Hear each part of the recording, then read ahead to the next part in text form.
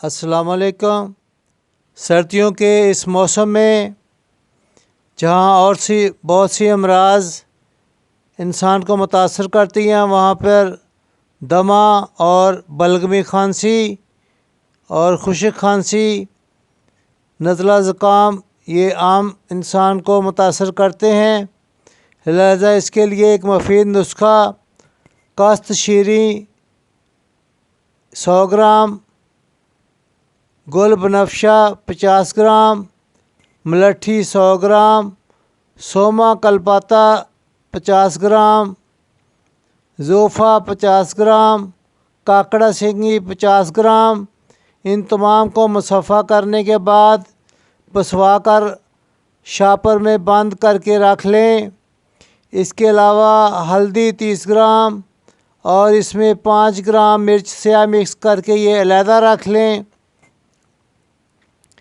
ایک آدھے لیٹر پانی میں 2 چمچ اس سفوف کا ملائیں۔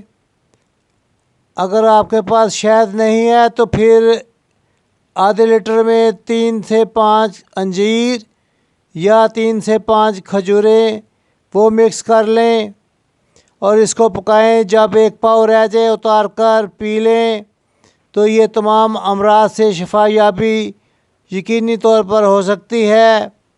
اگر آپ کے پاس شہد ہے تو پھر انجیر اور کھجور اس میں جوشاندے میں نہ ڈالیں، بلکہ باقی تمام چیزوں کو جو کہ آپ نے سفوف بنا کے رکھی ہیں وہ ڈال لیں، اور شہد 1 سے 2 چمچ ایک کپ میں ڈال کر اسے گرم گرم پی لیں۔ اسی طرح سے اگر چھوٹے بچے ہیں تو انہیں دیسی انڈے کی زردی میں شہد ملا کر اور 12 سنگے کا کشتہ آدھے چاول کے برابر اس میں مکس کر کے بچے کو چٹا دیں تو وہ اس سے محفوظ رہ سکتا ہے ان سردی کے امراض سے۔ اسی کے ساتھ ساتھ سگریٹ نوشی، تمباکو نوشی اور وہ تمام اشیاء جو کہ انسانی صحت کے لیے مضر ہیں ان سے اجتناب کریں۔ گرد و غبار اور دھوئیں سے بچیں۔ اگر آپ افورڈ کرتے ہوں تو نہایت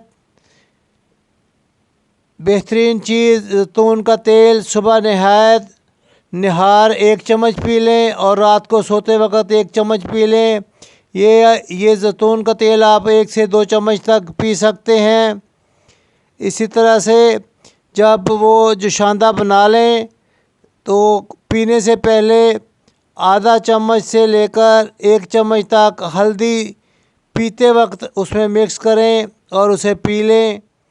اسی طرح سے دن میں ہر نماز سے پہلے مسواک کریں، اس سے کئی گنا زیادہ ثواب بھی ملتا ہے، اور یہ تمام امراض جو کہ کھانسی، نزلہ زکام اور گلا خراب سے متعلقہ اور دمے سے متعلقہ ہیں وہ ٹھیک ہو جاتے ہیں۔ اسی طرح سے اس جوشاندے کو گرما گرم پینا ہی زیادہ مفید ہے۔ اس کے علاوہ آپ مچھلی کے شوربہ بنا کر پی سکتے ہیں۔ اسی کے علاوہ یخنی یا شورما جسے آپ کہتے ہیں، سوپ جسے آپ کہتے ہیں، مچھلی کا سوپ بنا کر پی سکتے ہیں، یہ بھی آپ کے لیے مفید ہے۔